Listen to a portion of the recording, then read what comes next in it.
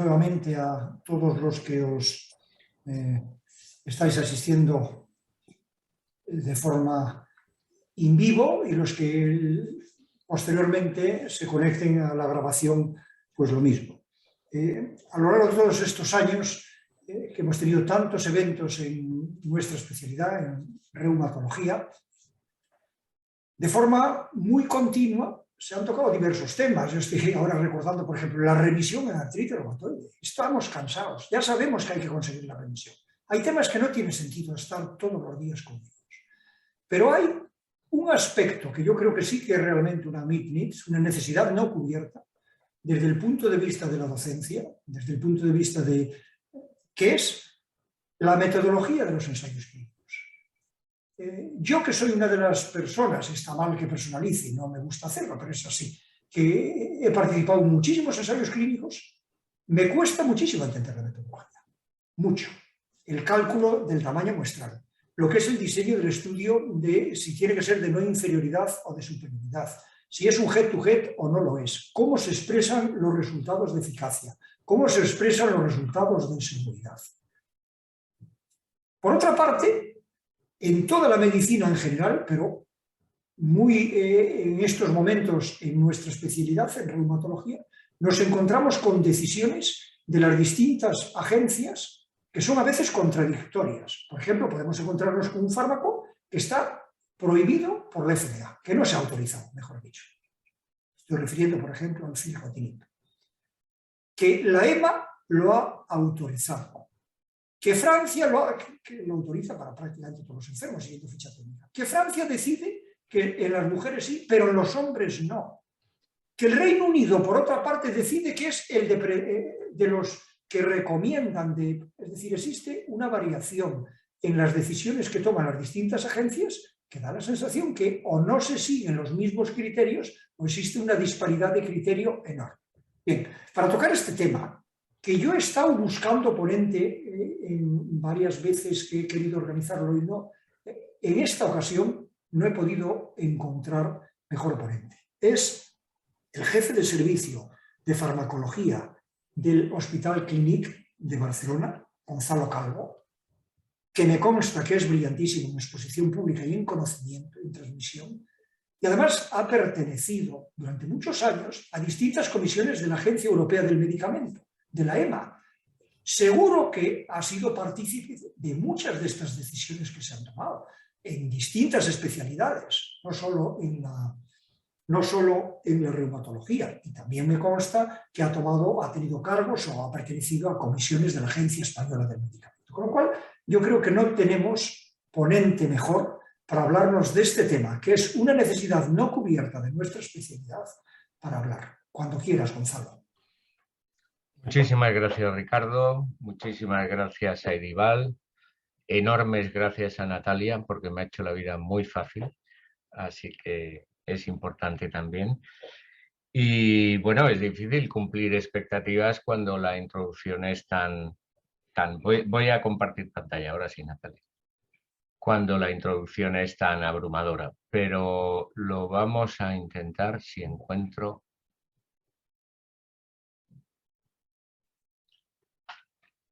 Dame un segundo, ¿ves cómo todo fracasaría en un momento u otro?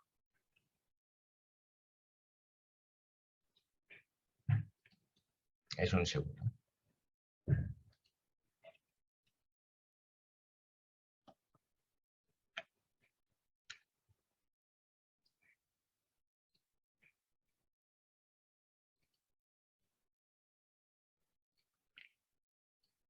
Ya. Bueno, pues para mí encantado. No voy a cubrir todos los aspectos, por ejemplo, el cálculo de la N, aunque yo estoy abierto después de la charla de hoy, de la discusión de hoy, a preguntas. Natalia está autorizada a dejar mi email y si algún ponente tiene preguntas o las quiere vehiculizar a través de Edival, estaré encantado de... Pero es que no da tiempo, es decir, un curso de metodología del ensayo clínico es un curso en sí mismo y no se pueden tocar. Entonces, a mí una de las cosas que cuando Ricardo y Raimón San Martí de mi hospital, que a pesar de todo es de mis mejores amigos, me comentaron la probabilidad de participar en este estudio. Y yo durante unas semanas pregunté, ¿de qué va esto? Es decir, quieren que hable, pero no tengo muy claro de qué quieren que hable. Y al final tomé una decisión de hablo de lo que me dé la gana y se acabó. Es una posición bastante muy a lo Paco Umbral. Yo hablo de lo que sé y allá si les interesa vale y si no. Pero luego hablé con Ricardo y hablé con Raimon San Martí y Raimon y Ricardo. Yo hablo a veces un poco bruto porque soy de Granada, del sur, pero soy una persona en general educada. Y me dijeron, bueno, habla de metodología básica de ensayos clínicos, de regulación.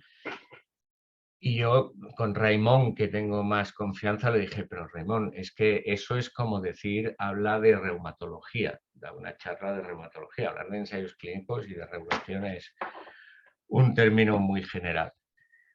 Y entonces Raimon me mandó estos 4 artículos, que son antiguos, y me dijo, mira, yo quiero que la gente entienda que es un head-to-head. Si consigues eso, ya me doy por satisfecho.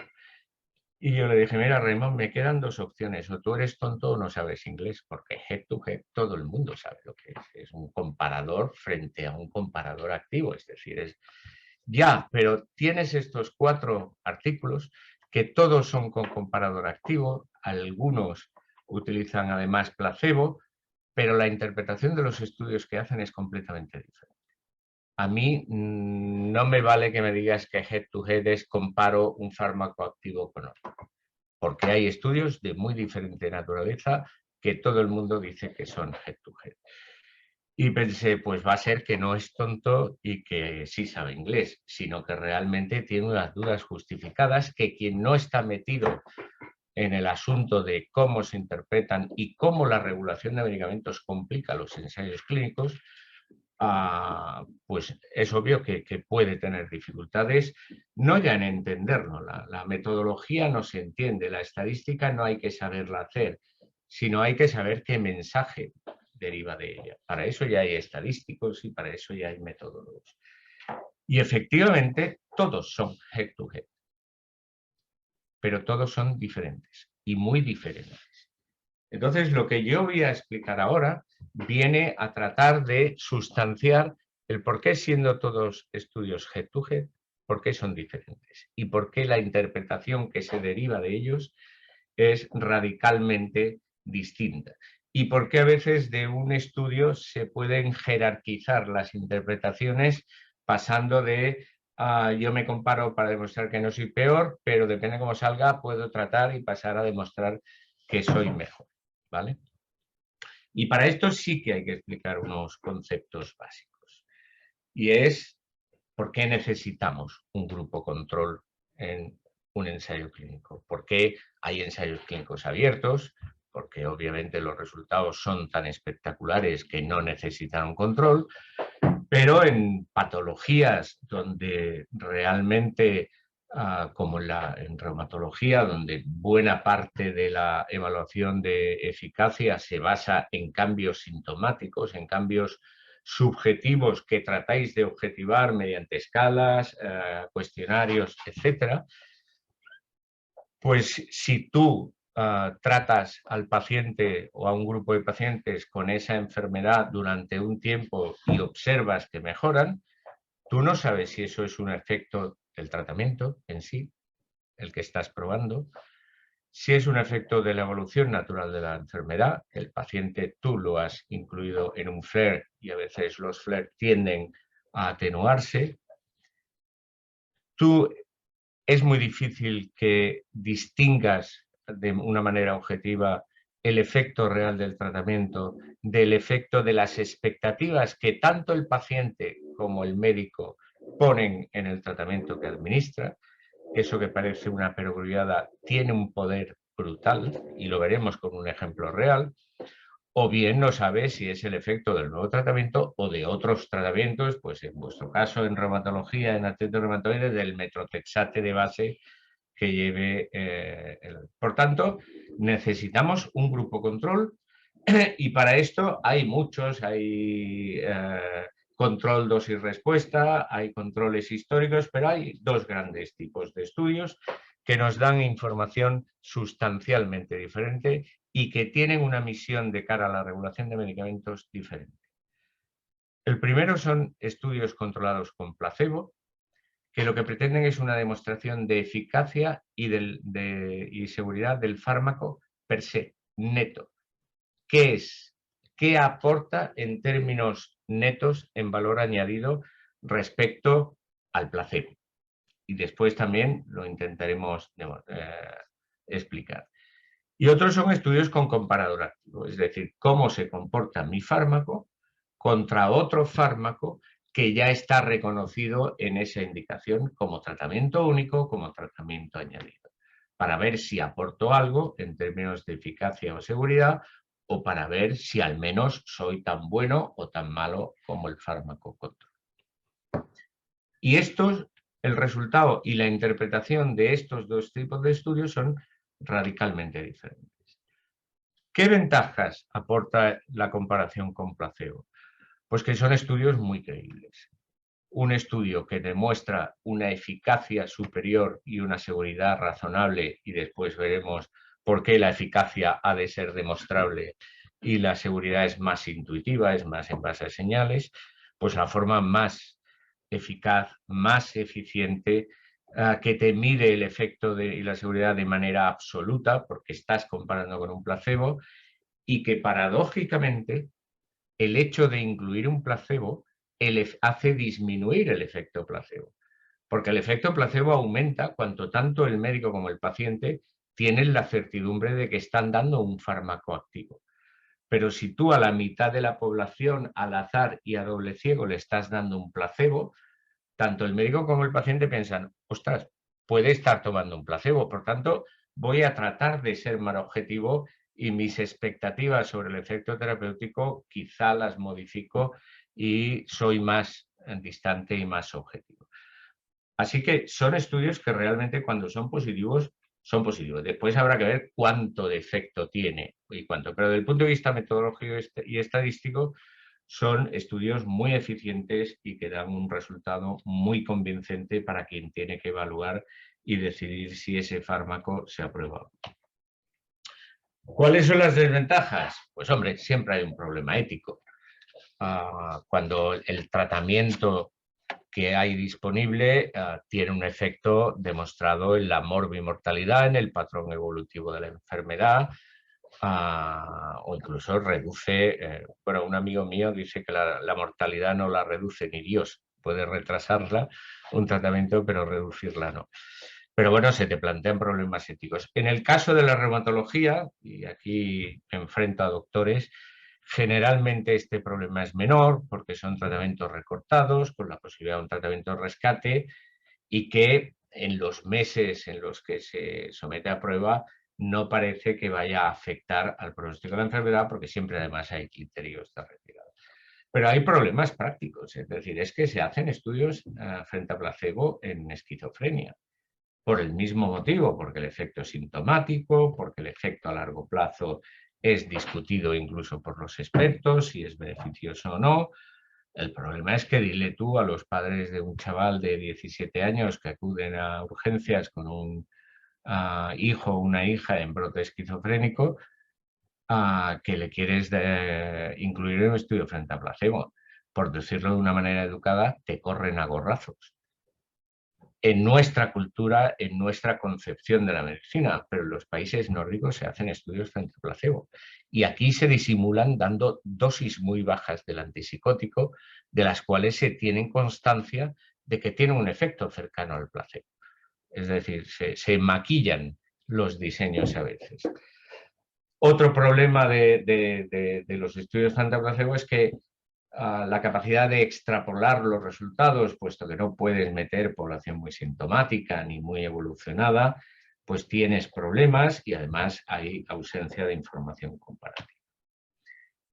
El control activo tiene ventajas obvias, que es, bueno, los aspectos éticos al menos aparentemente son menos importantes, y los prácticos, aunque no dejas de estar sometiendo a los pacientes a un tratamiento experimental, pero obtienes además eficacia y seguridad comparativas, lo cual tanto al regulador, al que tiene que decidir si se aprueba o no la autorización de comercialización de ese medicamento, como al pagador, y ahí es donde viene otra fuente de discrepancias, lo que ha comentado Ricardo, de por qué en Francia solo se financia una parte de la indicación aprobada y en el Reino Unido se aprueba como primera elección.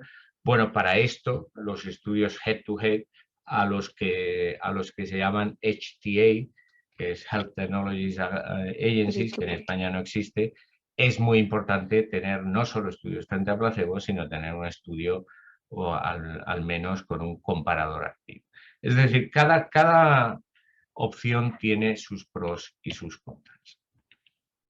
Las desventajas, bueno, pues que a todos nos gustaría que todo tratamiento nuevo pudiera demostrar que es mejor que lo que ya existe, pero legalmente eso no es posible pedir. Es decir, va contra la ley de la competitividad, de la competencia. Si una compañía decide desarrollar un medicamento con la condición de que la eficacia no es sustancialmente peor o incluso puede ser algo mejor, pero no necesariamente de forma significativa en términos estadísticos, y la seguridad es aceptable, ¿por qué por haber aprobado uno antes no me va a aprobar usted el mío? Es imposible legalmente. Otra cosa es que después te lo financien o no.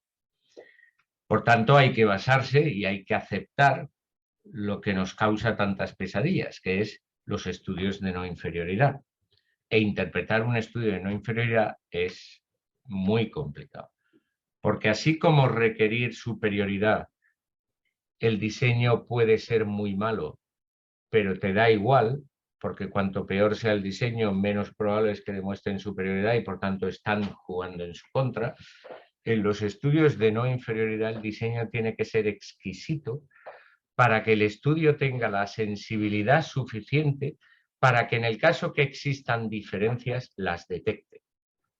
Porque si no es muy fácil diseñar un estudio donde haya muchos factores de fondo que hagan ruido y que simplemente imposibiliten la opción de detectar diferencias y con ello concluir que no es peor. No, aquí las exigencias en términos de diseño son mucho más estrictas que los estudios de superioridad. Y son estudios menos eficientes primero porque estás dedicando dinero y tiempo a demostrar que tu medicamento puede no ser peor que otro, lo cual, bueno, añade una herramienta terapéutica, pero hombre, desde el punto de vista de la salud pública, pues nos interesa menos que un fármaco que aporte mucho al tratamiento. Y además el tamaño muestral que necesita es mucho mayor, porque los márgenes aceptables de no inferioridad tienden a ser lo más pequeños que puedas. En cambio, la diferencia con placebo se supone que debería ser alta y cuanto más diferencia, menos tamaño muestral necesitas. Pero vamos a ver la importancia de cada tipo de comparador. Cuando nosotros damos un tratamiento, tofacitinib o baricitinib, nosotros, cuando medimos la evolución del paciente, vemos un efecto global. Vemos el paciente mejora, no sé si utilizáis, creo que no, la ACR como seguimiento clínico, pero los instrumentos que utilicéis, observáis que el paciente, y además la impresión global, veis que hay un efecto. Y ese efecto no es todo efecto del tratamiento real.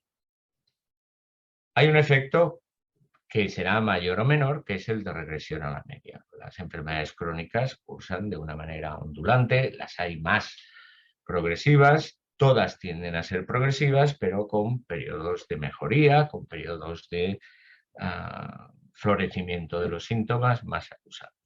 Por tanto, puede ser un efecto que sin tratamiento se podría haber producido. No sé por qué. Me pasa para atrás. Pero además hay un efecto médico inespecífico.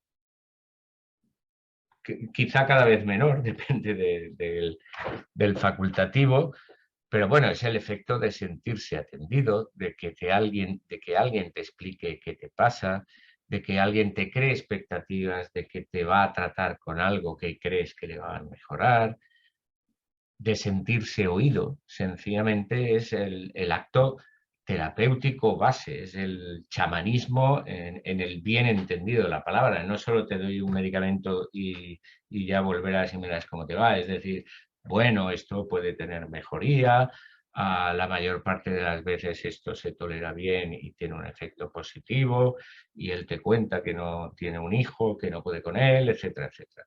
Eso es un efecto terapéutico y que está incluido en este efecto global. Y que este es un efecto terapéutico persona dependiente. Este es un efecto debido al facultativo, a cómo trata a sus pacientes. Pero es que hay un efecto inespecífico del tratamiento. Si tú le dices a un paciente que le vas a dar un tratamiento, el paciente deposita fe en ese tratamiento. Mi doctor, que tan bueno es, me ha dado algo que me ha dicho que me va a ir bien. Y eso tiene una influencia importante en el efecto, al menos a corto plazo, al menos en el aspecto sintomático. No digo que vaya a haber una mejoría radiológica, pero sí una mejoría sintomática durante un tiempo. Y por último, un componente, las proporciones de cada rectángulo están puestas al azar. Pero ahí obviamente, o debería haber, un efecto neto del tratamiento, que es debido a su mecanismo de acción, a cómo modifica la cadena inflamatoria, a cómo mejora el estado clínico del enfermo. Por tanto, la regresión a la media sería lo mismo que el efecto de no tratar, de no dar nada. Usted está mal, yo no le hago nada y ya me dirá dentro de un mes cómo está, ni siquiera le doy consuelo ni consejo. El efecto inespecífico tanto del médico como de el recibir un tratamiento sería un efecto placebo neto, ¿vale? Y a todo este conjunto sería el efecto placebo global. Quiere decir esto que solo una parte del efecto que observamos es debida realmente al tratamiento, que la otra es debido o a componentes de la asistencia o al curso natural de la enfermedad durante ese periodo de tiempo. Y esto es lo que te permite hacer o lo que te permite diseccionar un estudio controlado con placebo. Es no solo cuál es el efecto global, sino cuál es el efecto atribuible a esta molécula. ¿Cuál es el efecto que si yo comparo con dar una inyección de suero fisiológico o una pastilla de un compuesto inerte, no activo, estoy con la pastilla o con el efecto o con el suero fisiológico, toda esta parte del efecto terapéutico yo lo estaría obteniendo. Y lo que estoy permitiendo es detectar cuál es el efecto añadido del mecanismo de acción y del efecto terapéutico de ese medicamento. ¿Qué pasa si hacemos solo un head-to-head?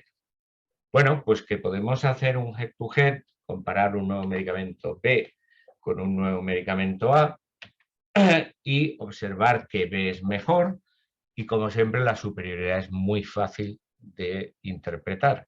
Es decir, B es mejor que A. ¿Que A es poco eficaz? Me da igual, B es mejor que A, por tanto está añadiendo algo.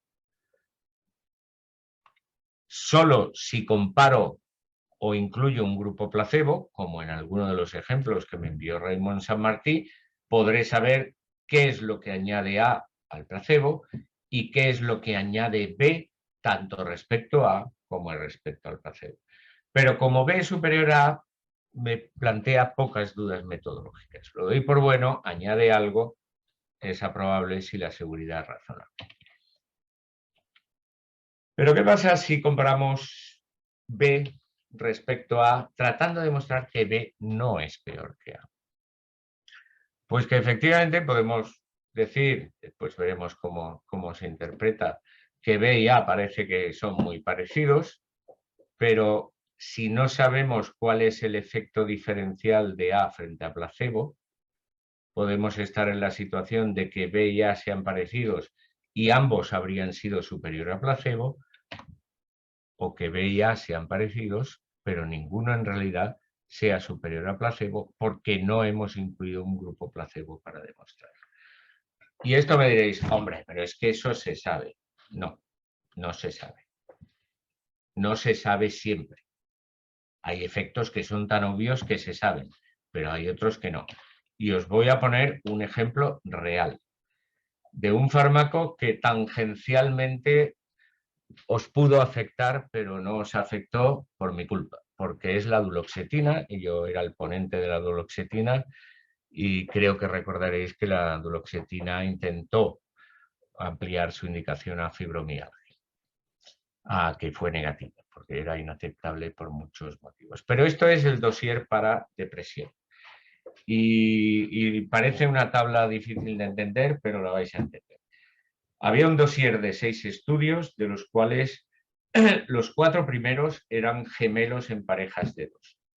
En el estudio y en el estudio 2 se comparaban una dosis baja, una dosis intermedia, igual con un comparador activo, que era la paroxetina, ¿vale? Con grupos de pacientes de poco menos del centenar por grupo, con una puntuación en la escala de Hamilton que va en el basal, que va de 0 a 30, y que por tanto 17 o 18 es una depresión, digamos, leve moderada, no es una depresión severa, y con una desviación estándar de esto. Y si veis aquí los cambios respecto al basal, si baja quiere decir que el estado depresivo ha mejorado, pues serán no muy diferentes, del orden de 5 y pico en el estudio número 1 y 6 y pico, 5 y pico en el estudio número 2, tanto de las dos dosis como del comparado. Y en el estudio 3 y 4, la estrategia era sustancialmente la misma, solo que aquí se trataba con la dosis media y con una dosis alta, y el comparador a la misma dosis, y la puntuación en la escala de Hamilton era ligeramente más alta. De manera que se podría decir que era una población con una baseline de depresión media, moderada, alta, pero más bien moderada, con la desviación estándar y con el efecto terapéutico de las dosis. Obviamente, cuanto más alta sea la puntuación en la escala de Hamilton, más margen para el efecto hay, por tanto, los efectos también muy similares entre las dos dosis media y alta de duloxetina y la de paroxetina. Y ustedes, como oyentes, me dirán, hombre, pues sí, parecen iguales. Es un estudio de no inferioridad, no estaba formulado como no inferioridad, ¿eh? Incluía un comparador activo, pero no era un estudio de no inferioridad. Pero uno, si le presentaran esto, la reacción inmediata, es decir, pues sí, de seguridad es, pues produce menos disfunción eréctil y menos disminución de la libido que la paroxetina, y el efecto terapéutico medido en la escala de Hamilton parece muy parecido. Vale, pero es que en los estudios en depresión se exige placebo, porque el efecto es tan variable y hay tantos estudios fallidos que se agradece un comparador activo, pero si no eres diferente de placebo no vale. Y estos estudios incluían placebo. Y veis que el placebo aquí, la disminución, pues era un poquito inferior, pero era importante, casi de la misma magnitud. Y aquí, básicamente, era de la misma magnitud. Es decir, podíamos estar ante un tratamiento que, a pesar de presentar un efecto parecido a un comparador activo, podría estar derivado de estudios que no tenían sensibilidad para presentar diferencias frente a placebo. Aprobar esto en estas condiciones es muy complicado, porque tú no sabes si estás presentando un fármaco parecido a lo que hay o un fármaco que no tiene eficacia. Después se hicieron las PES, ninguna era significativa, y en los otros dos estudios sí que había una mayor diferencia. Pero para que veáis que cuando se valoran síntomas subjetivos a través de escalas que lo pretenden objetivizar, y vosotros en vuestras escalas soléis incluir parámetros biológicos que objetivan un poco más, pero en la depresión no hay parámetro biológico. La depresión es escalas de depresión, Montgomery, Hamilton, lo que quieras, pero es todo muy subjetivo. Por tanto, este fármaco se aprobó porque después en 2 de los estudios sí daba frente a placebo y en 2 estudios adicionales con la dosis alta sí que daba una diferencia frente al placebo. Aquí no había comparador. Pero que depende cómo te lleguen los resultados, todo hay que ponerlo en cuestión cuando se trata de no inferioridad. La superioridad es fast forward, lo interpretas. Después te parecerá que el efecto es significativo, poco o mucho, y que la seguridad compensa o no. Pero la no inferioridad hay que interpretarla con muchísimo cuidado, porque puede ser una no inferioridad devenida de un estudio que no era suficientemente eficiente para detectar diferencias si las hubiera habido. Y por tanto estás tomando decisiones en el vacío. Y uno puede tener la tendencia a pensar de, bueno, entonces, ¿qué reglas tomo para fiarme de una no inferioridad? Y la regla que más ganas da de hacer es decir, bueno, si mi hipótesis alternativa, la hipótesis nula es que no hay diferencias y la hipótesis alternativa es que sí hay diferencias, si la probabilidad es menor de 0.05, diré que hay diferencias. Si la probabilidad es mayor de 0.05, digo que no hay diferencias. Y eso es un error de libro, es decir, no son equivalentes, es decir, la ausencia de evidencia no es la evidencia de ausencia de diferencias. Y perdón por el jardín, hay que tener un nivel de confianza suficientemente grande para decir que si hay diferencias entre estos 2 tratamientos, no son mayores de un margen razonable que yo he definido y que he justificado. Y ahí es donde viene la complicación. ¿Cómo se establece ese margen? Pues no hay reglas. Tienes que hacer una propuesta, hay lo que se llama en jurisprudencia el uso y la costumbre, que es de tanto repetir que en artritis reumatoide el margen de no inferioridad aceptable tal se ha tomado como norma, pero no está justificado en base a nada más que la arbitrariedad. Y por tanto, cuando no hay diferencias en un estudio de superioridad, lo único que quiere decir es que el estudio no es concluyente, no que los tratamientos no sean diferentes. ¿Vale? Entonces, hay reglas para convertir un estudio de superioridad en un estudio de no inferioridad, para poder derivar de un estudio de no inferioridad que realmente lo demuestra en un estudio de superioridad. Yo no voy a entrar en todas estas reglas, pues hay una diapo con bibliografía muy recomendable porque se entiende muy bien y te explica muy bien todo esto. Pero lo que no se puede es simplificar las cosas. Es decir, si busco diferencias y no las encuentro, pues es que deben ser iguales. No, eso no vale bajo ningún concepto. Por tanto, ¿por qué necesitamos estudios de la inferioridad? Pues básicamente es una función de la regulación de medicamentos. Esto empezó a principios del siglo actual con una cosa que se llama la ICH, que es la International Conference of Harmonization, que es tratar de homogeneizar esa cosa que a Ricardo le preocupan tanto, los criterios reguladores entre Estados Unidos, Europa y Japón, y que, bueno, dijo, no se puede obligar a hacer superioridad, por tanto, a veces incluso no es razonable el uso de placebo, así que vamos a tratar de establecer qué se necesita para que un diseño de no inferioridad sea aceptado.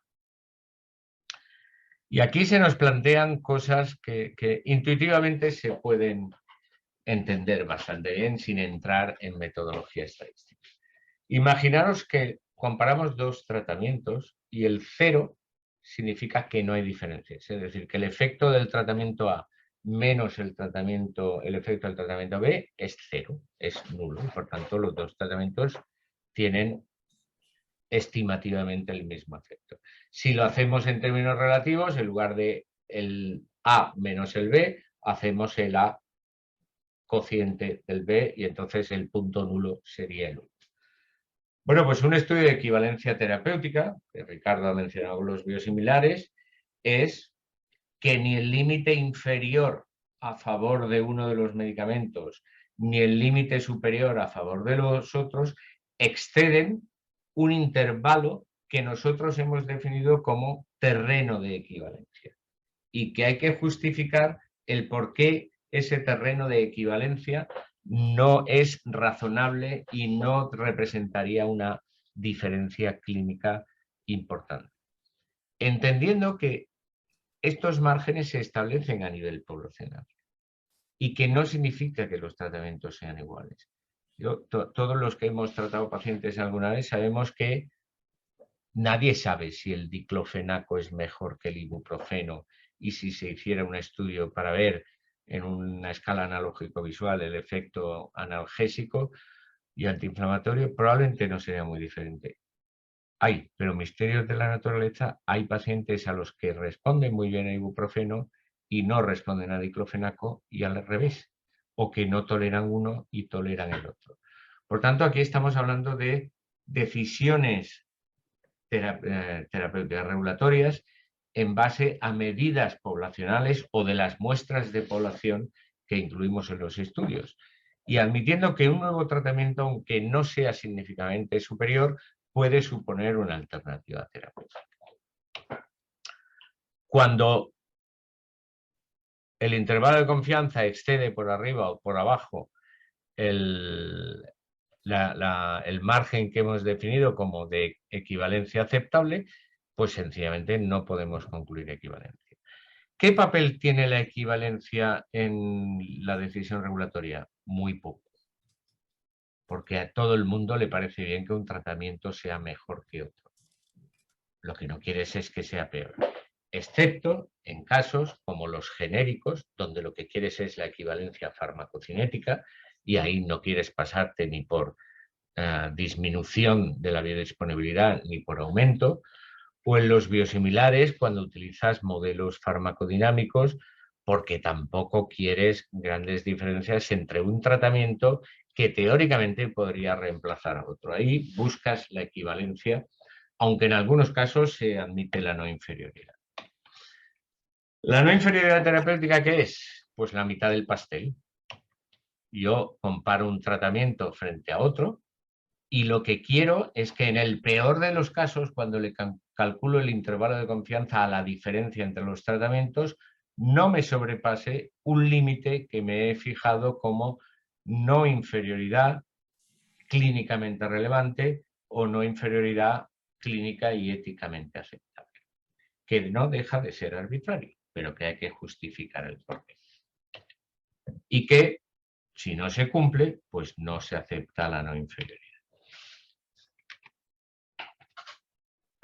Por tanto, tenemos, y ya aquí dejo de repetir, que los ensayos frente a placebo obviamente superioridad y obviamente son de fácil interpretación, pero que los ensayos frente a comparador activo son más complejos, porque estás comparando dos cosas que se supone que tienen un efecto. Cuando son de superioridad, la dificultad se desvanece un poco. Cuando son de equivalencia terapéutica, carecen de sentido en la mayor parte de los casos, pero para biosimilares, etcétera, hay que tener las mismas precauciones que con la no inferioridad, o también pueden ser enfocados de manera de no inferioridad terapéutica.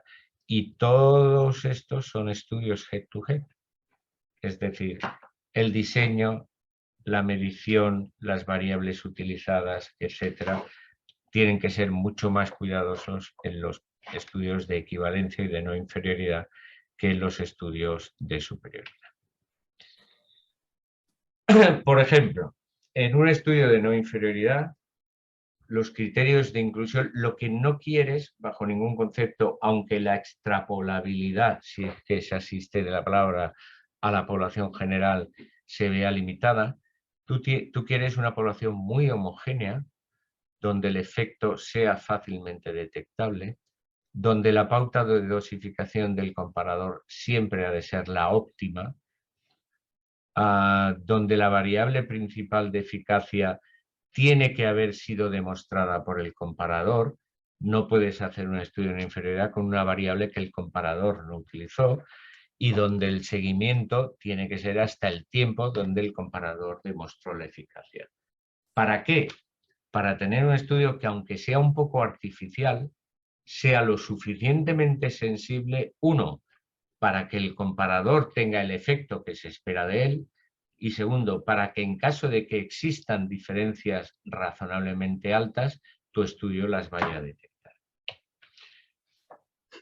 El tipo de análisis, pues así como en el estudio de superioridad o frente a placebo está el análisis primario, siempre es el análisis por intención de tratar, es decir, analizo a todos los pacientes randomizados, aunque no hayan llegado a recibir el tratamiento o aunque hayan recibido una dosis y haya habido que retirarlos, y me da igual si la población no está muy bien definida. Porque si no está muy bien definida y es muy difusa y el efecto terapéutico se diluye dependiendo del tipo de paciente que he tratado, va en contra del fármaco que se compara con placebo, porque tendrá menos capacidad de detectar. En un diseño de no inferioridad, el análisis que prima es el análisis por protocolo. Es decir, quiero eliminar el efecto en todos aquellos pacientes que no han podido ser tratados de acuerdo al protocolo, que han necesitado reducir la dosis, que no han cumplido con el tratamiento, porque yo quiero ver el efecto limpio de este medicamento en la población donde el comparador demostró el efecto. Y aún así, por decirlo así, jugando en casa del comparador, demuestro que soy tan bueno como él, al menos. Pero juegas en casa del comparador. Esto, si queréis profundizar, hay muchos documentos. Hay este famoso, que es la ICH Harmonized Guideline, sobre principios estadísticos en general. Es un documento muy, muy, muy útil. Ya tiene unos añitos, pero es muy útil. Explica la no inferioridad, pero es que explica en general cómo deben ser, desde el punto de vista del diseño metodológico estadístico, a un estudio con objetivo regulador.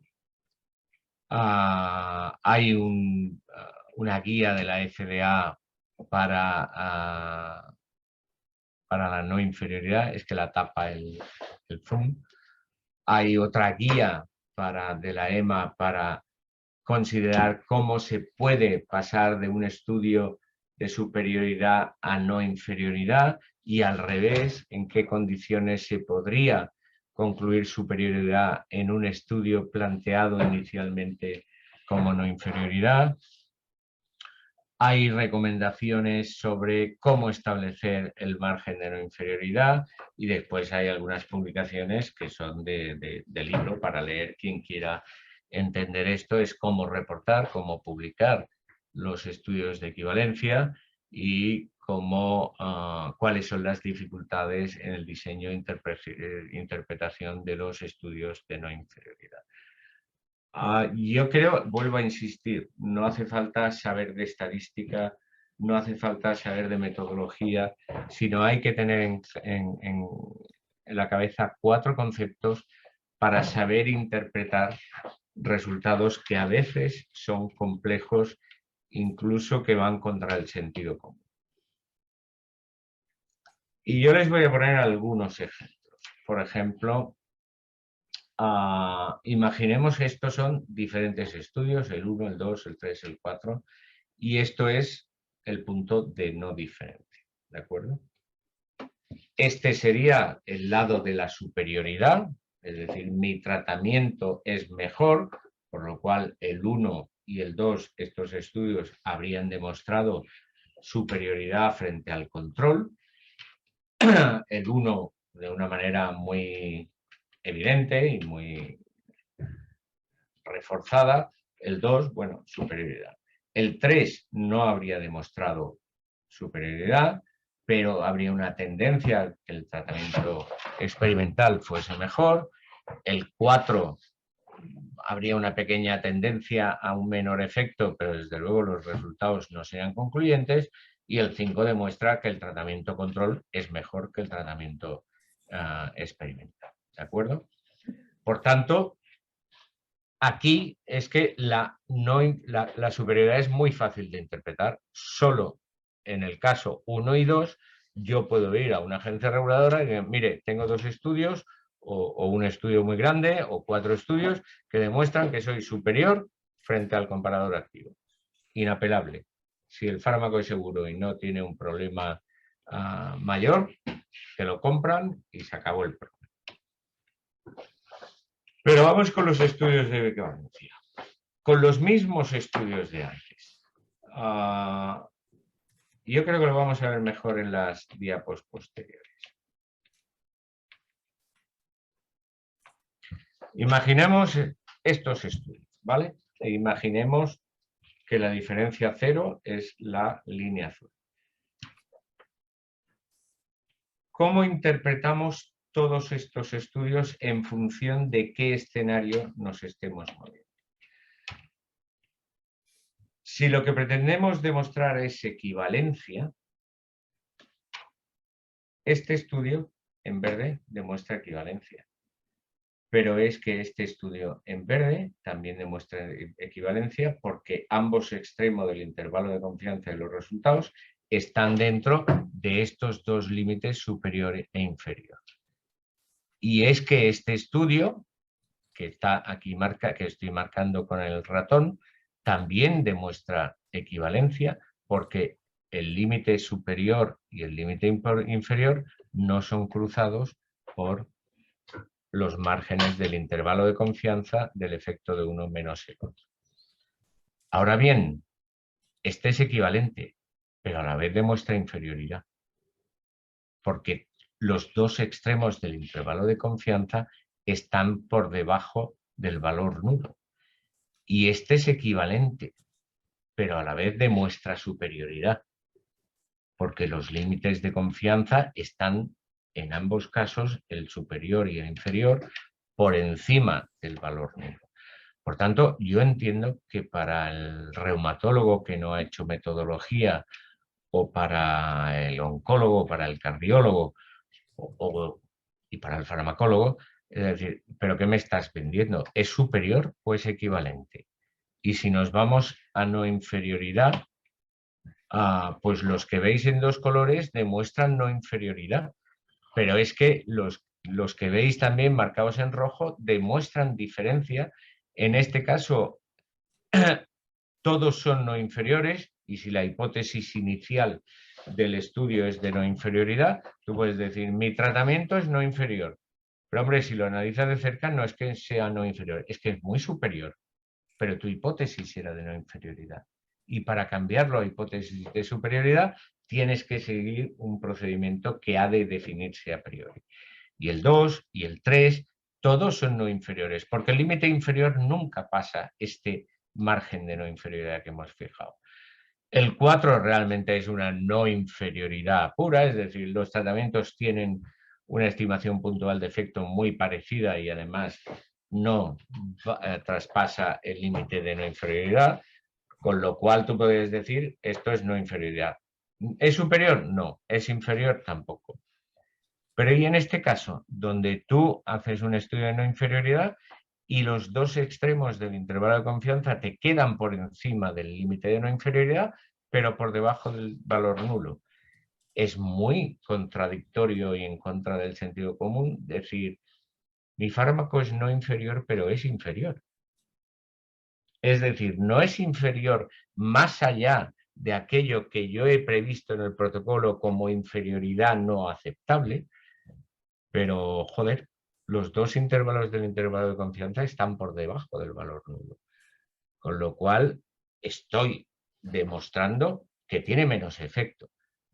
Pero el efecto menor no es tan importante como para decir que el fármaco es despreciable. Por eso yo entendí la duda que me planteaba Raymond. Es decir, cómo se come todo esto y cómo se maneja desde el punto de vista de quien toma las decisiones. Por tanto, todos estos estudios son no inferiores, pero van desde el clara superioridad aquí a patente inferioridad, pero en ningún caso pasando ese límite que nos hemos puesto como no aceptable de inferioridad. Por tanto, y para tratar de darle una explicación a Raimon, le dije, mira, este estudio era un switch de non-inferiority a superioridad. Es decir, siguiendo las reglas que establece la FDA y que establece la EMA, de que tú en el protocolo puedas jerarquizar las hipótesis y testar primero la no inferioridad y después testar si la no inferioridad te sale la superioridad, pues ellos lo hicieron. Quiere decir, en el primer análisis haces el protocolo por protocolo, en el segundo análisis haces el por intención de tratar. Normalmente debería ser exigible un ajuste del error de tipo 1, etcétera, etcétera. Pero es posible. Y eso es lo que hizo baricitinib versus placebo o adalimumab. ¿De acuerdo? El segundo era un puro non-inferiority. Era una comparación de abatacept versus adalimumab. Y era un estudio de no inferioridad que salió no inferior, punto. No fueron más allá, entre otras cosas, porque no les habría salido. Este es más complejo. Este es una doble no inferioridad del tofacitinib en monoterapia comparado con tofacitinib más metrotexate, que tenéis el metrotexate metido aquí y todo es add-on therapy, y el adalimumab con metrotexate. Con lo cual, en realidad, aquí tenemos un estudio de tofacitinib más una combinación de tofacitinib con metrotexate y una comparación de tofacitinib versus adalimumab con metrotexate, que eran las condiciones en que estaban aprobadas el adalimumab.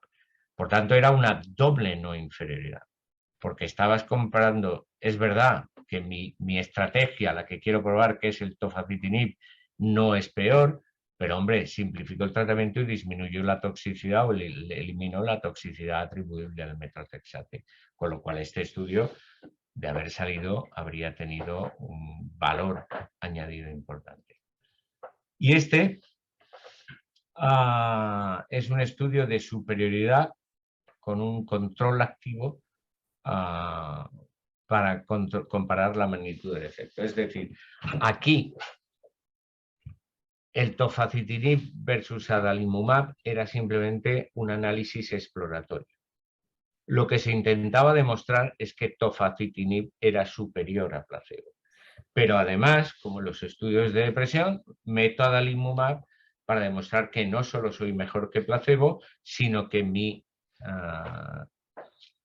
nivel de eficacia está al menos en la línea de lo que tiene adalimumab, sin tener una hipótesis ni de no inferioridad frente a adalimumab, porque el estudio no tenía la N suficiente, ni siquiera, y mucho menos, un estudio, un planteamiento de superioridad frente a adalimumab. Con lo cual, Ramón me hizo ver que efectivamente cosas que parecen simplemente estudios con comparador activo, a la hora de interpretarlos, para alguien que no es que ni siquiera no sepa de metodología, sino que no tiene esta noción retorcida que a veces en el mundo de la regulación se tiene para tener constancia que los datos demuestran lo que quieren demostrar, esto al clínico le viene bastante de lejos y hay veces que cuesta no ya interpretar los resultados, sino interpretar incluso la intención del estudio en sí mismo. Han hecho una pregunta, un compañero, sobre la opinión de la influencia de los PROs a la hora de estudiar los fármacos, sobre todo los estudios head-to-head. La influencia de las CROs, de las Contract Research. No, PROs, Patient Reported Outcomes. Patient Reported, sí. Bueno,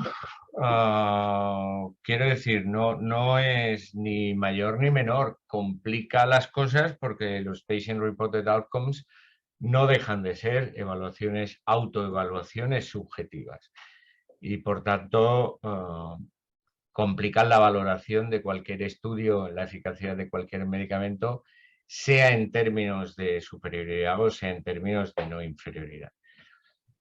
Lo que influye es la variabilidad.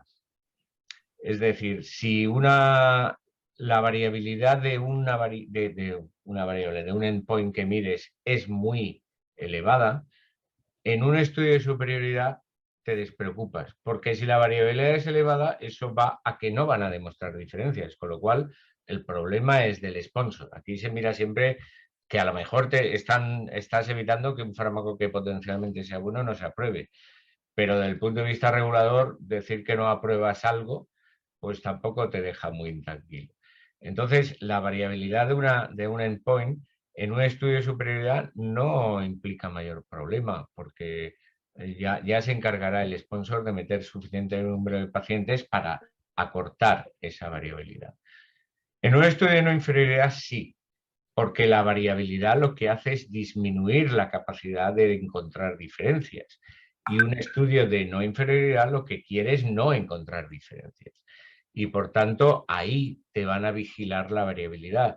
Y por eso se acota la población. Y por eso los criterios de selección deben ser más estrictos para que la mayor fuente de variabilidad sea realmente debida al tratamiento y no a cómo la gente reporta o a cómo el médico mide. Si el estudio, la variable principal es mortalidad, hombre, pues ahí la variabilidad es escasita, te mueres o no te mueres. Y entonces ahí se es más laxo un poco con la forma de medir. Pero la pregunta es muy buena, efectivamente. Lo que tienes es que disminuir las fuentes de variabilidad de manera que la principal fuente de variabilidad sea el efecto del tratamiento. Después, Gonzalo, también nos preguntan, muchos de los asistentes me están dando la enhorabuena por esta primera parte, que recuerden que es la primera parte solo, y nos preguntan también que respecto a los datos de seguridad de los ensayos clínicos, en el sentido que a veces son difícilmente extrapolables sus conclusiones a otros fármacos. Concretamente, en nuestra especialidad tenemos ahora un problema enorme de seguridad con los yaquinib. Un estudio recientemente publicado, el Oral Surveillance, dice que el tofacitinib ha tenido una serie de problemas cuando se comparan con los anti-TNF. Entonces, la pregunta que se nos hace, y que es una de las preguntas que tenemos todos los reumatólogos, es que tofacitinib haya tenido estos problemas de seguridad.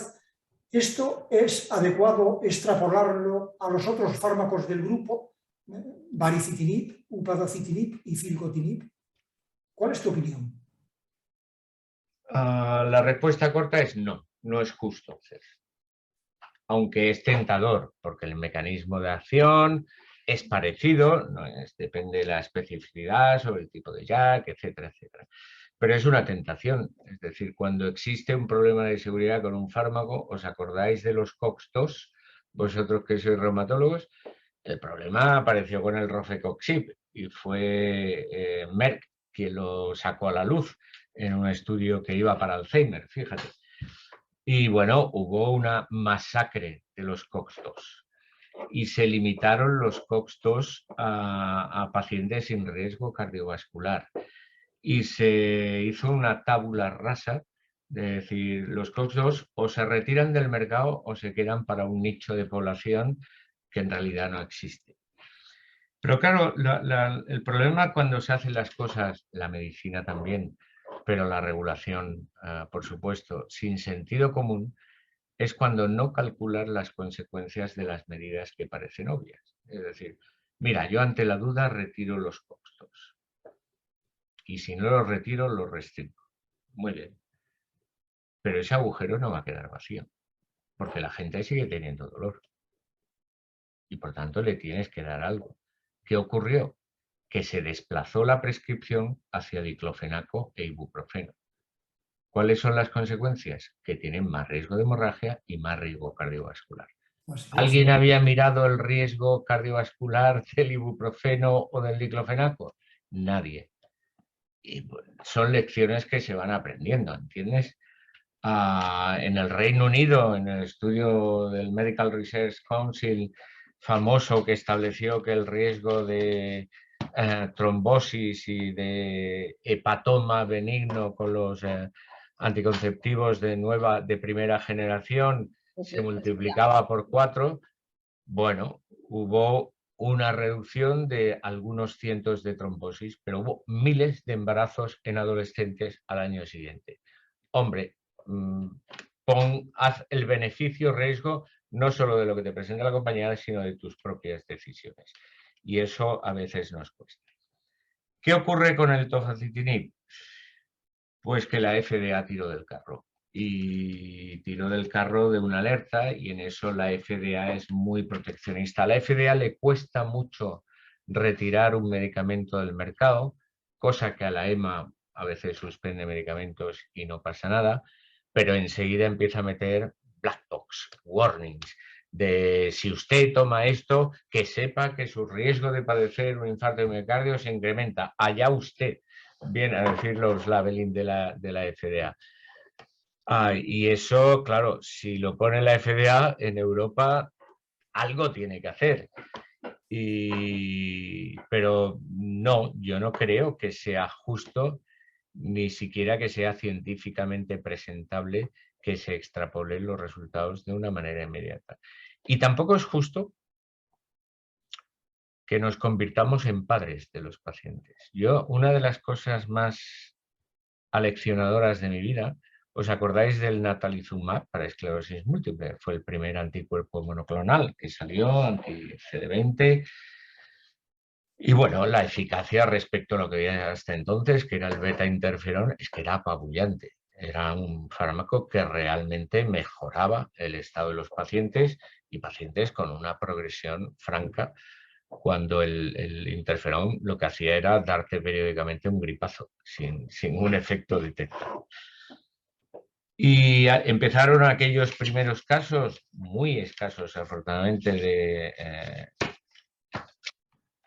leucoencefalopatía multifocal progresiva, y la reacción inmediata en Europa fue: suspendemos, no retiramos, pero suspendemos la autorización de comercialización. Y fue la primera vez que se incluyó a pacientes en el foro de discusión. Y entonces, bueno, ahí estaban los del grupo de farmacovigilancia, porque es inaceptable que esto, por curar o por mejorar sintomáticamente a los pacientes, los exponga a una enfermedad que puede ser mortal. Y un paciente levantó la mano y dijo: usted no tiene derecho a decidir qué riesgo es aceptable para mí, ni a protegerme sin que yo esté de acuerdo con las medidas que usted autoriza. Usted no sabe lo que es vivir con esclerosis múltiple, y yo sí, y yo acepto el riesgo de 1 entre 100.000 de tener una leucoencefalopatía multifocal. No hubo quien fuera capaz de reaccionar ante ese paciente. Entre otras cosas porque era inglés y hablaba muy bien inglés. Quiero decir, estamos acostumbrados a unas decisiones técnicas, administrativas y a veces médicas, con una sensación de que la opinión del paciente hay que tenerla en cuenta, pero el paciente no sabe. El paciente sabe mucho más que nosotros porque sufre la enfermedad. Aunque no sepa científicamente, es perfectamente capaz de decidir qué riesgos está dispuesto a correr. Y por tanto, yo lo que creo que, y después cuando hablemos de las diferencias FDA, EMA, que ahí mi presentación durará 10 minutos, pero sí que dejo lugar al debate, porque ahí todo el mundo tiene opinión, es que no lo centremos en la regulación. Es que en la regulación también se intenta protocolizar, como hacéis en la clínica. Es decir, hay guías, hay recomendaciones, pero después la decisión clínica individual depende del criterio de quien la toma y del paciente con el que te enfrentas. Y a lo mejor tú a un paciente le haces un abordaje terapéutico que un colega tan válido como tú diría: hombre, pues yo habría hecho de otra manera.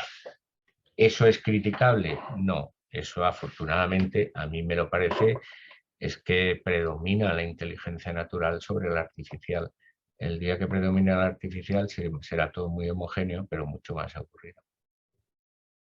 Muchas gracias. Y después una pregunta que yo creo que es también muy interesante. Pero se ha entendido la exposición, porque a mí lo que me da miedo es que no se entienda. Yo creo que sí. En cualquier caso, también nos preguntan si un fármaco concreto como tofacitinib ha tenido este problema de artritis reumatoide. Las agencias han extrapolado estos problemas también a las otras enfermedades que se puede indicar, artritis psoriásica, colitis ulcerosa, etc. Y probablemente la artritis reumatoide, desde el punto de vista patogénico, desde luego no tiene mucho que ver con estas otras enfermedades. A lo mejor el que tenga ciertos riesgos en artritis reumatoide no implica que lo tenga que tener en otras enfermedades. Y las distintas agencias, por la razón que sea, han decidido también extenderlo a todas las indicaciones, aunque el estudio se haya hecho solo en artritis reumatoide. Sí. Y en eso vuelves a tener razón. Pero aquí un tema que no he tratado y que tú sugerías y que ayer José Ramón apuntó, es que así como en la eficacia, como se dice vulgarmente, son habas contadas, es decir, esto te tiene que salir así, con esta diferencia y este valor de P, en seguridad se habla de señales. Es decir, yo no necesito o no requiero que que se haya demostrado que tofacitinib tiene una incidencia de neoplasias estadísticamente superior. Hombre, es que si en el grupo de tofacitinib tienes 8 neoplasias más, a mí me preocupa. Porque tú estás dando un beneficio sintomático y potencialmente que cambie la evolución de la enfermedad, pero es que un cáncer es una cosa muy seria. Entonces, cuando esa señal aparece, está en la mano de la compañía demostrar que no está justificada la extrapolación. Si no, es muy difícil. No, limito porque esto parece que es carcinogénico en artritis reumatoide. Hombre, es que no se entendería bien esa decisión. O que es solo un potenciador del riesgo cardiovascular solo en artritis reumatoide. Hombre, si la artritis reumatoide per se es incrementa el riesgo cardiovascular y la espondilitis no, pues explícamelo.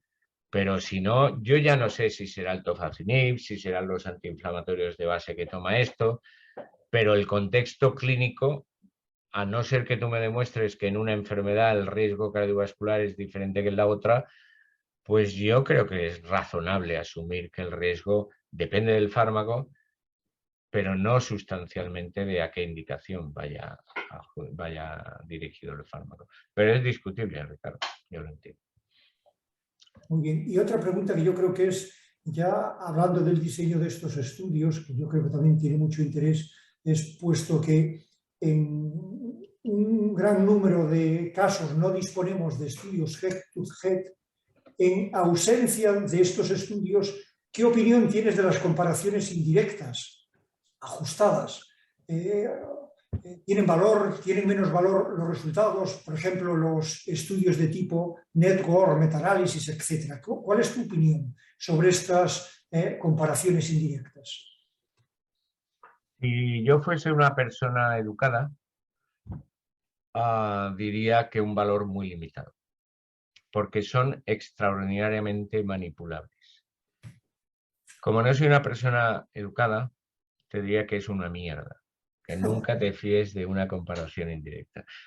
Hoy día en medicina, y yo lo explico así, pero le advierto a mis alumnos que solo lo tengan en cuenta por si la pregunta sale en el MIR, siempre en la pirámide de jerarquización de la evidencia, en la cúspide está el metaanálisis. Mentira. No hay un metaanálisis que no sea manipulable. Es mucho mejor un ensayo clínico potente que meter en un saco diferentes estudios con diferentes tipos de pacientes y analizándolos. Para un regulador, un metaanálisis jamás será prueba per se suficiente para aprobar un medicamento. Sí que a veces se utilizan los pool análisis de estudios para aumentar la precisión de la estimación. Es decir, este estudio tiene un resultado positivo, pero un intervalo de confianza grande, el otro pues es positivo, el otro se quedó a punto de ser positivo, entonces hago un pool análisis de todos los estudios que yo controlo, que los hago sobre raw data, y lo que hago es decirte cuál es la estimación global del efecto y acorto los intervalos de incertidumbre de cuál es el tamaño real del efecto. Pero el metaanálisis, la Cochrane, etcétera, es que me da miedo decir esto, es un business case.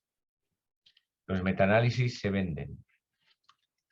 Dígame usted qué quiere que salga, que yo le hago el metaanálisis a Cochrane. Es así.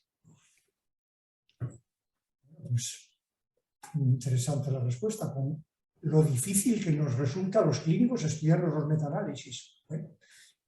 Otra pregunta que yo creo que tiene gran interés, que nos hacen nuestros compañeros desde Argentina. En caso de que un biosimilar esté tanto aprobado por la FDA como por la EMA, ¿consideras que es intercambiable con el original? ¿Eres partidario de intercambiar? Pues esto es una cosa de uso y costumbre. Es decir, al principio se era más reticente porque se estaba en la novedad. Yo creo que la experiencia, y esto me cuesta decirlo, yo no creo que haya problema en la intercambiabilidad. Médicamente. ¿Vale? Médicamente. Aquí yo creo que hay dos problemas. Uno, lucha por las competencias. Es decir, ¿quién toma la decisión de qué se le prescribe al paciente? ¿El médico o el farmacéutico que dispensa? Los farmacéuticos no solo quieren la intercambiabilidad, quieren tener la capacidad de sustituir. Tú le has prescrito Remicade, pero yo le voy a dar el biosimilar que he comprado por no sé qué. Y eso pasa con la intercambiabilidad de los principios activos no genéricos. Se hizo para evitar el efecto de las compañías farmacéuticas del médico que prescribieran tal marca o tal genérico, pero lo que se ha hecho es traspasar el ámbito de influencia del médico prescriptor a la farmacia expendedora, porque ahora es la compañía de genéricos de, oye, si te piden esto, saca primero el mío y te dejo más margen. Es así de barato. Y luego es otro de jugar con el paciente. Es decir, a mí que puntualmente se le explica a un paciente, mire, este medicamento es básicamente igual, hay estudios que demuestran que no hay diferencias importantes, que la toxicidad no es importante, y por un problema de economía de medios, en el hospital hemos decidido que vamos a primar este y se lo vamos a cambiar. Eso se lo haces una vez y yo entiendo que la mayor parte de los pacientes, porque son colaboradores, lo entienden y lo hacen.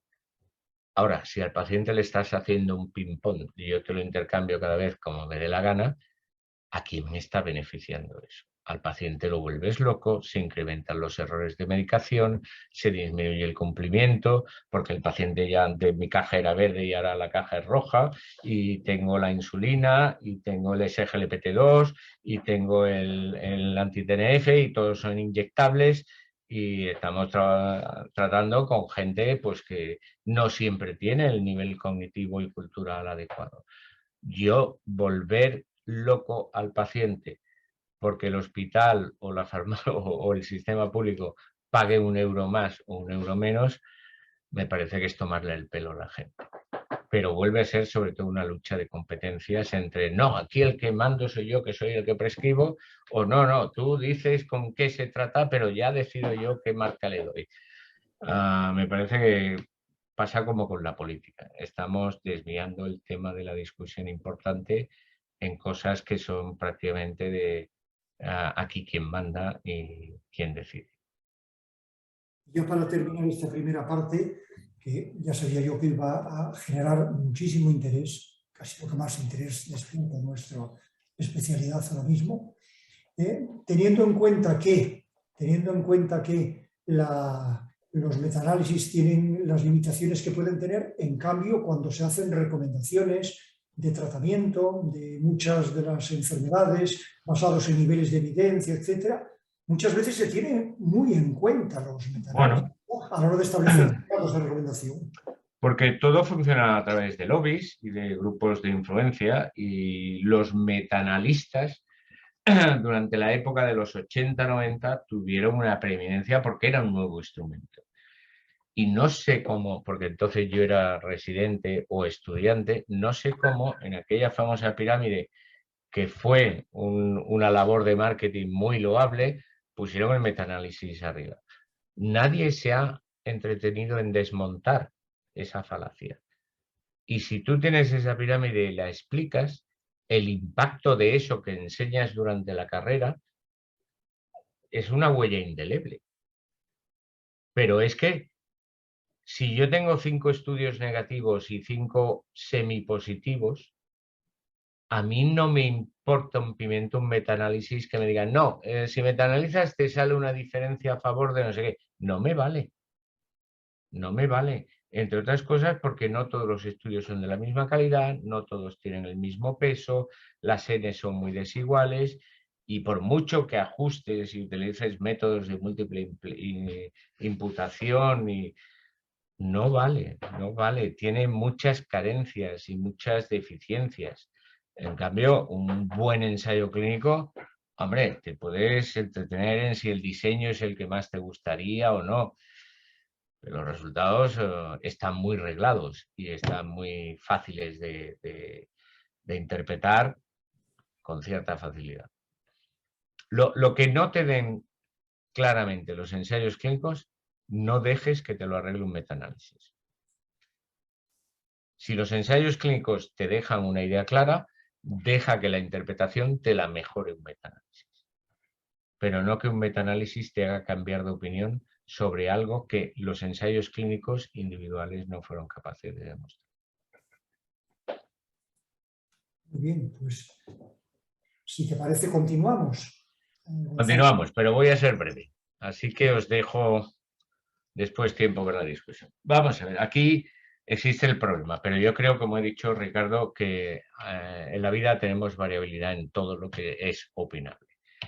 Y no me va. No sé cómo pasar de... Sí. El problema de la FDA, pero claro, es que nos fijamos en la FDA y en Europa, pero es que existen los chinos, que no hay quien los entienda, y son una cuarta parte de la población mundial y tienen una agencia reguladora. Existe Japón, si os fijáis en la dosis de los medicamentos en Japón, tienden a ser sustancialmente menor que las dosis en el hemisferio occidental, porque allí la falta de seguridad de los medicamentos se entiende peor que aquí. La agencia australiana sigue sus criterios y los aspectos culturales son muy importantes. Pero además no solo los culturales, sino los estructurales. Es que la FDA es una macroagencia. La FDA es encargada de mirar a los alimentos, los medical devices, los medicamentos y el tabaco, por ejemplo. Es decir, es una macro super non plus ultra agencia. Con un presupuesto que cuando veáis el de la EMA, es decir, son 6.000 millones de dólares. Eso es un presupuesto que yo no sé si alguna comunidad autónoma pequeña tiene. Yo creo que no. Y de esos 6.000 millones, 2.000 van a la parte de regulación de medicamentos. Y la mayor parte de ese presupuesto vienen pagados por las fees. En eso no es diferente, como diría el aporte de la EMA. Y por tanto, es mucho agencia. Y son 100 años de agencia, 100 años de experiencia, donde las cosas se cuecen y se deciden por personal interno. Es decir, la FDA evalúa, hace un informe, toma sus conclusiones y después lo presenta a un advisory panel donde se discute, se vota, pero la decisión última es de la FDA y del staff de la FDA.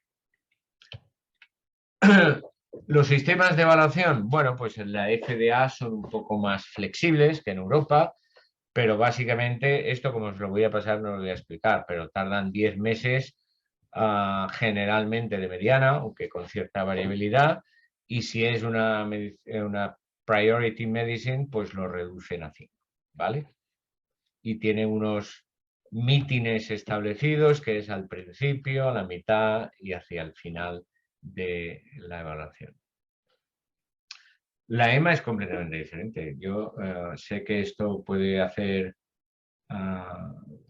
desilusionar a mucha gente, pero la EMA no evalúa.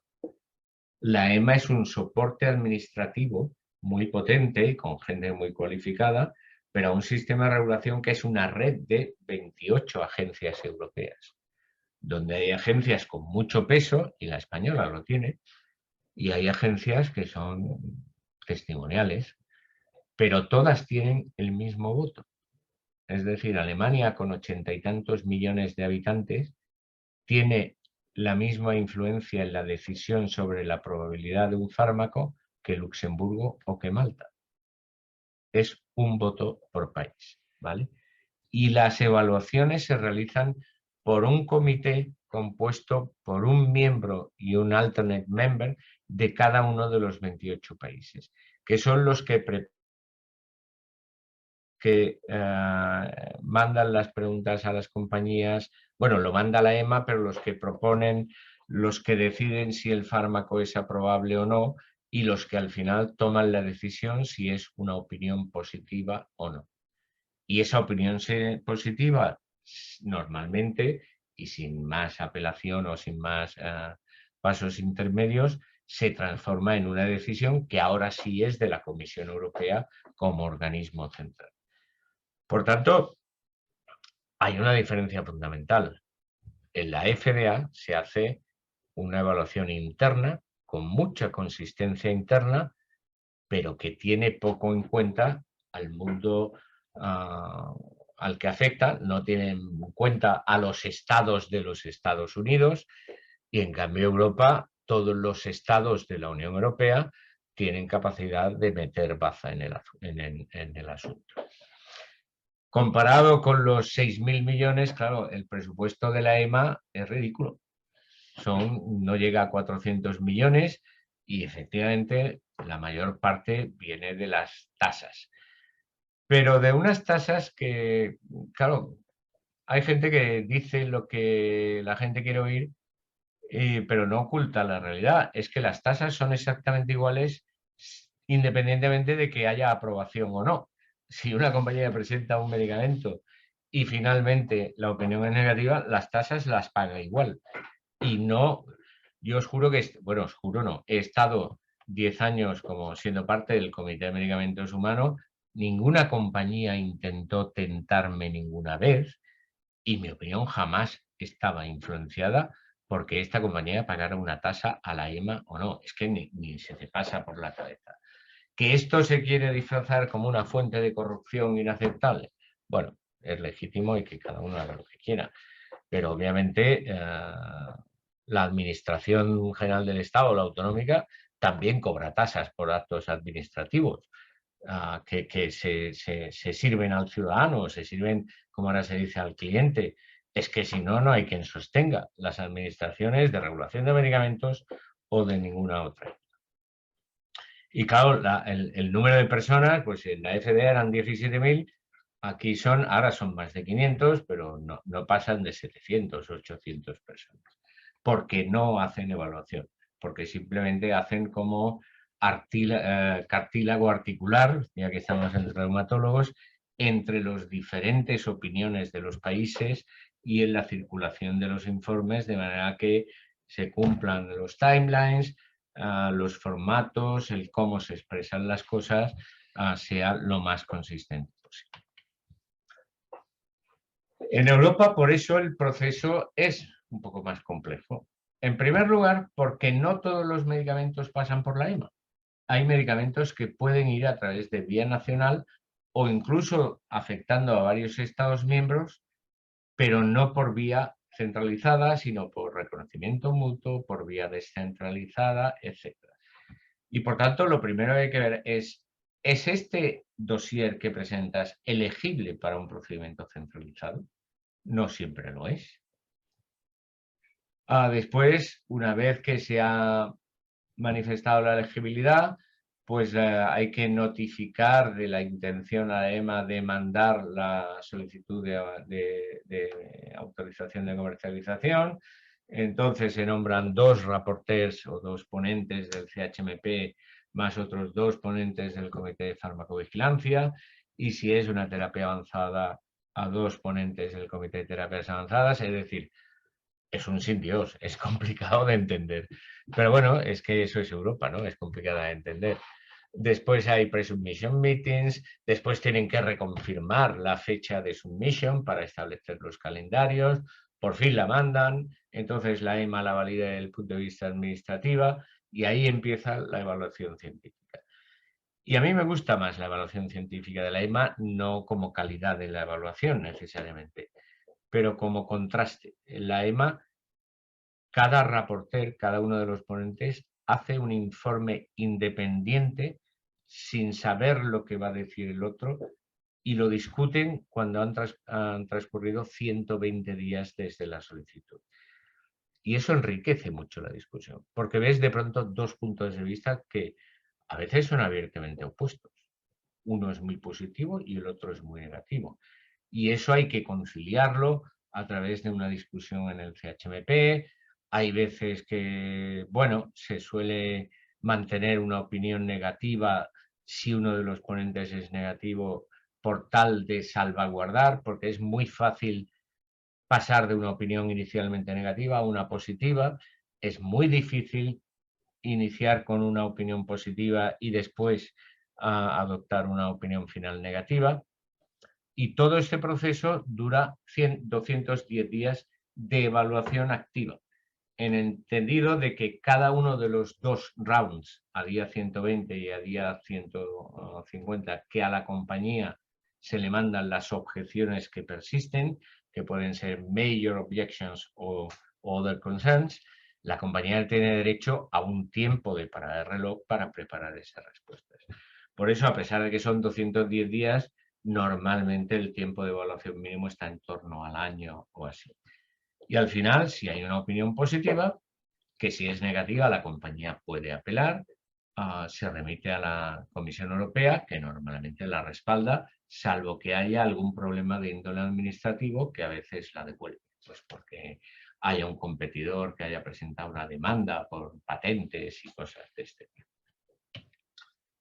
Ambas agencias tienen instrumentos bastante parecidos, por ejemplo el PRIME de la EMA, que es Priority Review, de decir a medicamentos que son muy disruptivos, otra palabra odiosa, que aportan mucho, que cubren una enfermedad que no tiene opciones terapéuticas, que es lo que los americanos llaman el Breakthrough Therapy, pues se da mucha prioridad, se le da advice o se le da consejo durante todo el desarrollo y se intenta que el proceso de aprobación sea acelerado.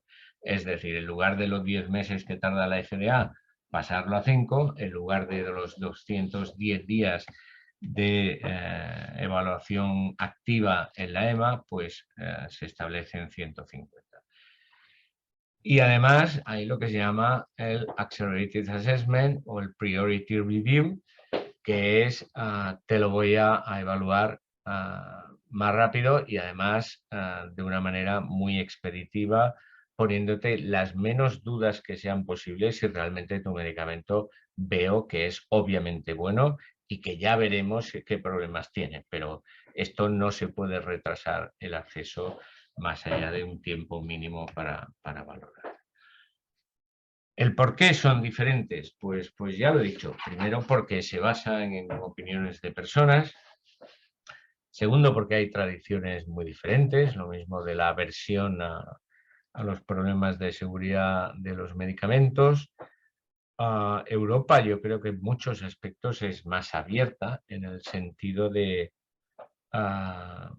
Europa no necesariamente exige que los estudios estén hechos en pacientes europeos. La FDA en biosimilares no, pero en estudios de fármacos innovadores exige que un porcentaje sustancial esté hecho en población americana. Y se llegan a situaciones, yo me acuerdo de una discusión con la FDA, supongo que a pesar de ser reumatólogos conocéis el ticagrelor, que es un antiagregante, que se comparó con la aspirina, fue superior a la aspirina y que realmente el estudio era muy convincente, pero en la población americana no salía y salían más hemorragias. Y la FDA no quería aprobar el ticagrelor.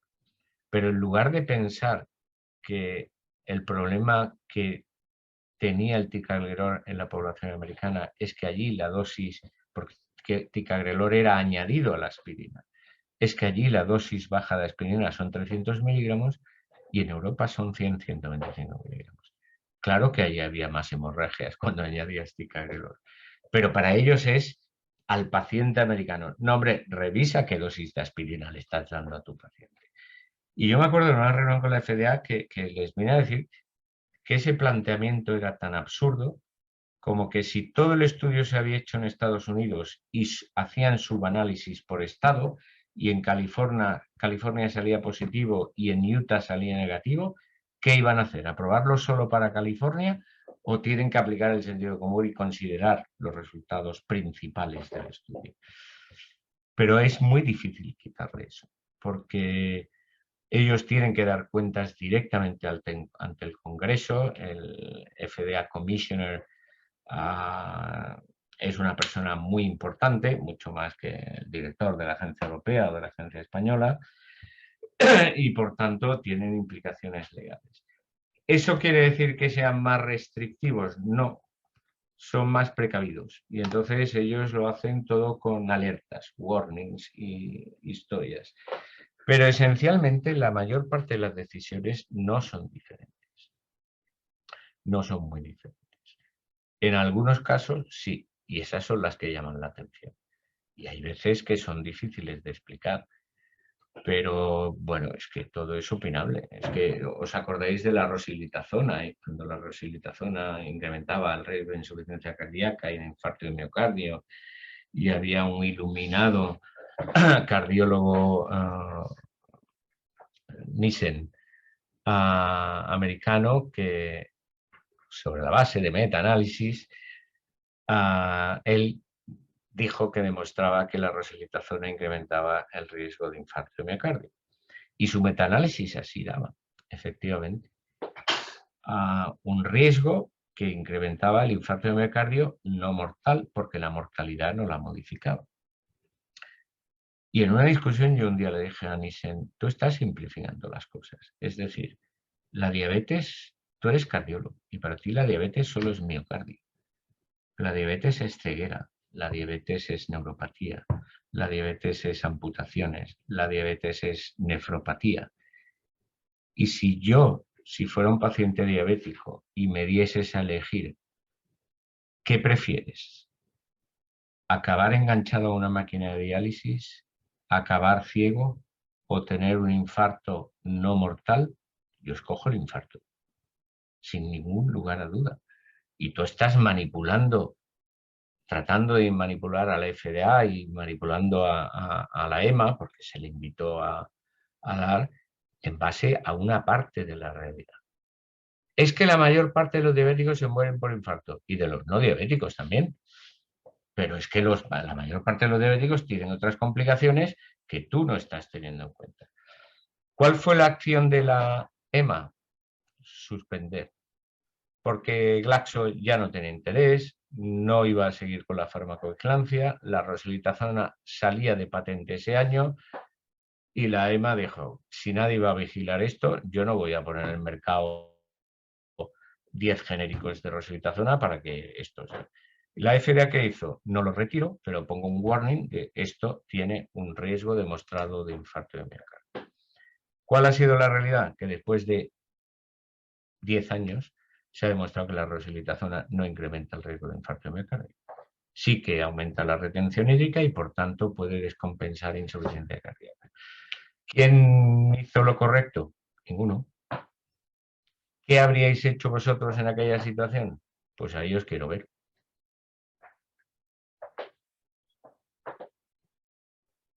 Por tanto, las diferencias es que son inevitables.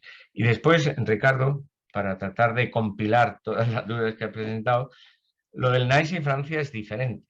Es decir, la agencia inglesa lo aprobó, ya no es parte de la EMA, pero la MHRA aprobó este medicamento. La EMA lo aprobó, por tanto, la agencia francesa no puede decir yo no lo apruebo. Es decir, un medicamento aprobado por vía centralizada de la Comisión Europea La compañía puede ponerlo en el mercado, nadie se lo puede evitar. Lo que sí puede restringir cada país es en qué grupo de pacientes te lo paga o te lo paga el sistema público de salud.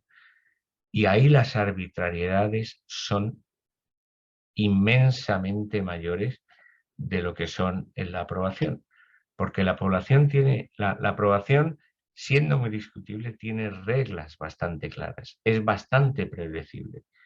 Una compañía, cuando va a presentar una solicitud de autorización, es capaz de predecir por dónde le van a ir los tiros. Los criterios de pago y reembolso en cada país son de su padre y de su madre. En Alemania lo pueden poner en el mercado, se reembolsa y al año se reevalúa. En España, ese primer año que he estado en Alemania, ni siquiera han empezado a evaluar el precio. En muchos países, como en el NICE, como el Comité de Transparencia de Francia o como en Alemania, tienen criterios publicados. En España es el sistema más oscurantista que se haya visto desde la Inquisición. Porque nadie está dispuesto a admitir que un medicamento no lo paga porque no tiene dinero.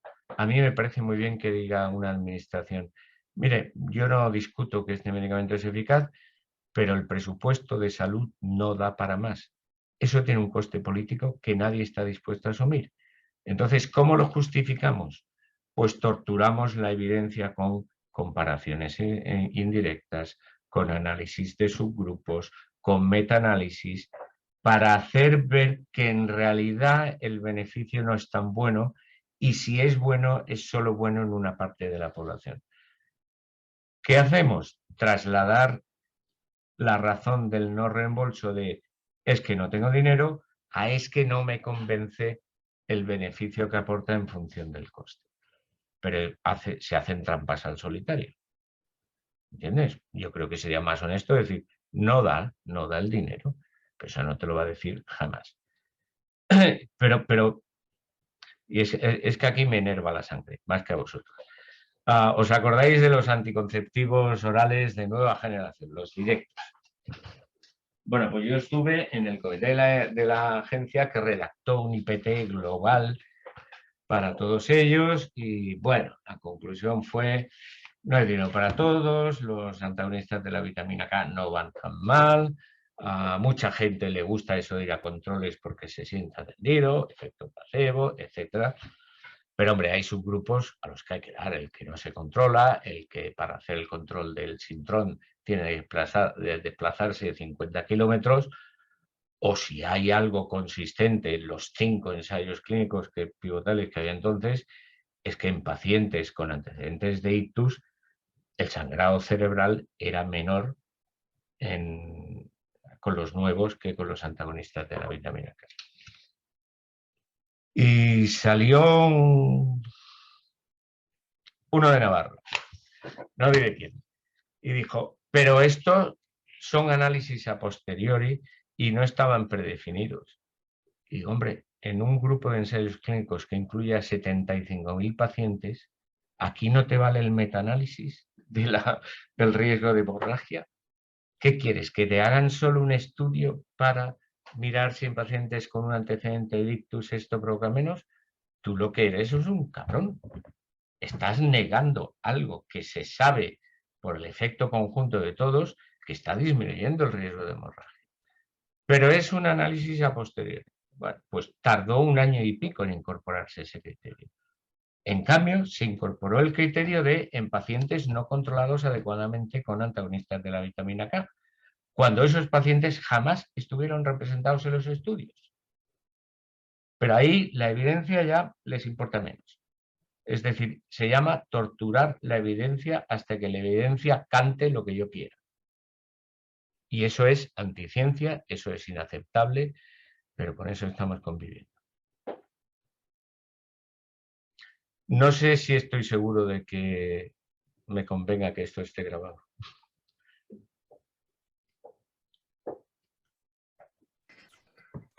Ya está, Ricardo, yo creo que no tengo más que decir o me llevan a la cárcel.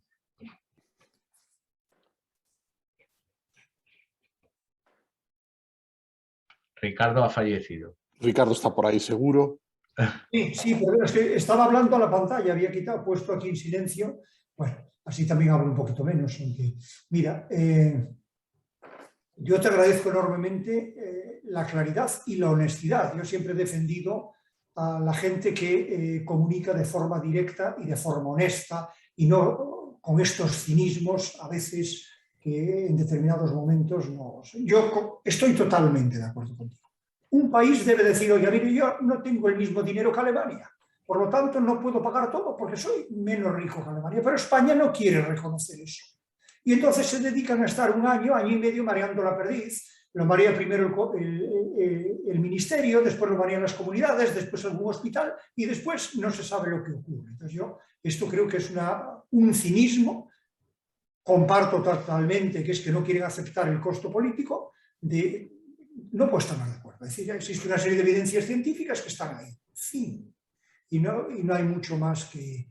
No hay mucho más que discutir. Por lo tanto, te agradezco enormemente la honestidad de decir lo que pensamos, que por otra parte no es más que la realidad. Mira, hay una serie de preguntas que nos están haciendo y yo te voy a preguntar. Mira, una que nos dicen es si también las agencias son las encargadas de regular los tratamientos alternativos, como la homeopatía, etc. La EMA no. La FDA sí. La FDA creo que sí, pero sería hablar. Pero, por ejemplo, la agencia alemana sí, y en Alemania la homeopatía tiene un papel muy importante. La agencia española, de hecho, ha renegado de la homeopatía y ha dicho que la homeopatía no son medicamentos. Y últimamente ha habido bastante... Es decir, como está en ese terreno difuso donde yo no entro en discusión, pero los homeópatas, el problema es que quieren que te creas el efecto de algo que no han demostrado de acuerdo a los estándares que estamos acostumbrados. Entonces es difícil regular y como si no tuvieran ningún efecto adverso, pues no pasaría nada de decir, bueno, que lo pongan a la venta, el que lo quiera pagar que lo paga, pero es que ha habido terapias homeópatas y talasoterapias y tal que han tenido efectos adversos graves. Pues el problema es, si no eres capaz de demostrarme un efecto y existe algún riesgo, pues no quiero ni siquiera entrar a considerar si eso puede estar en el mercado. Pero es un tema muy discutido. En el caso de la FDA yo creo que sí, pero no estoy seguro. Muy bien. Después también nos preguntan si las autorizaciones condicionales son similares en la EMA y en la FDA. Sí, con una diferencia. La FDA tiene... La aprobación condicional es te la apruebo, pero me tienes que ir aportando datos adicionales en un plazo de tiempo pactado para que yo confirme que este efecto y esta seguridad son reales. Por ejemplo, un antineoplásico que basa el registro en una respuesta tumoral muy buena, pero que no tiene datos de progression-free survival o de overall survival. Bueno, pues te lo apruebo porque los datos de respuesta no tienen precedente, pero en el plazo de 2 años me tienes que dar datos maduros de variables tiempo dependientes. Y en esto la EMA es más consistente, diría yo. La EMA, hay algún precedente de fármacos que o bien no han dado los datos o que cuando los han dado no han confirmado aquellas expectativas y los han retirado del mercado. O le ha pedido a la compañía que los retire voluntariamente. A la FDA le cuesta más. Muy bien. Pues nada más, no sé, Galo, si tienes algo más que comentar. A mí me parece... Me he tirado 2 horas como un valiente. Si yo sabía que iba y yo tenía alguna cosa, pero no se va a comentar porque ya me parece abuso. Es decir, que es abuso, Ricardo, es que es abuso. Es un abuso. Yo te agradezco enormemente. Es broma, es broma. Hay una cosa que bueno, por un comentario que Gonzalo se va un poco de la línea de ensayos y de regulación, pero es un mundo que está explotando, que es el real world evidence. Estamos teniendo ahí un montón de información, hay grandes intereses también de las empresas, yo creo que de las agencias regulatorias en entrar en esa línea. Ya existen proyectos europeos, existen herramientas. Y bueno, pues ¿cuál es tu visión sobre a dónde vamos? Mi visión es que da igual mi visión, es que va a ser impepinable, que a mí me cuesta, porque yo soy más metodólogo y la real world evidence, las fuentes de datos son pues bases de datos de historias clínicas o big data, y claro, el filtrar y el darle carta de naturaleza a todo eso cuesta, y todo lo que es grande y muy a lo bestia es muy manipulable. Así como un ensayo clínico, si tienes cierta experiencia, te das cuenta de la manipulación, en el Big Data yo al menos no me doy cuenta de las manipulaciones porque no sé manejar ni una calculadora, imagínate. Pero es impepinable, se va a tener que utilizar.